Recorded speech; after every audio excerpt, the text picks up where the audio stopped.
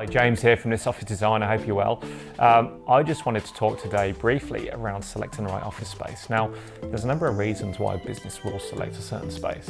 And a lot of the time it is driven by financial, commercial decisions, but there's other things to factor in as well, such as location. A business may need to be close to their clients, so they might select a city centre location. That will also give them good access to public transport and amenities for their staff. Or they may need more space, so a business might move to a suburban area or a business park. But whatever the reason, there's obviously a number of different types and styles of buildings out there. So we're going to have a little look at that today as to how that could affect the planning of them. And then by the end of the video, I'd just like to talk a little bit about what really makes a good office space in terms of design and planning from my perspective. So let's get into it. Selecting the right space is not always easy.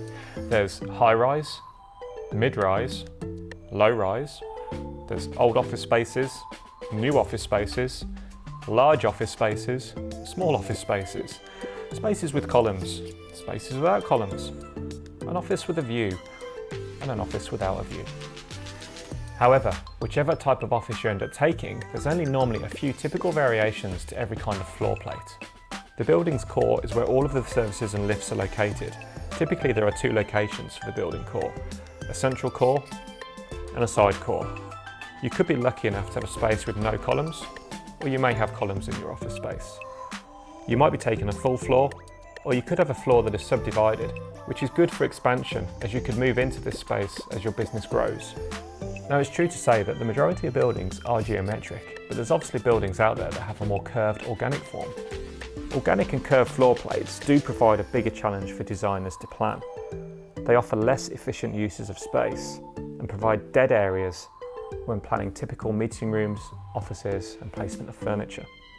They are, however, an aesthetically pleasing space to be in, and I enjoy planning them as they offer up interesting layouts and flows throughout the space. So from a planning and design perspective, what makes a great office space? Well, let's have a look. For me, a side core is always preferable. It enables you to carve the space up as you see fit, unlike a central core. Also, natural daylight and good views is beneficial to the client, but a good mix of windows and solid walls is great for space planning. Open space with no columns offers few restrictions when planning. An office space with depth enables you to create layers, which makes for a much more interesting and dynamic workspace.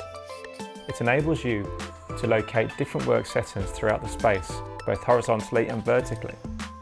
A good ceiling height is also ideal. 2.7 is typical, but anything higher is obviously a bonus. And finally, a raised access floor is ideal, as it offers flexibility of services when positioning loose furniture throughout the space. So whilst it's ideal for a designer to have all these things in an office space, it's also worth remembering that every client's unique and they have their own special requirements. So that's the challenge, and that's one that I enjoy when it comes to planning different types of spaces for different clients.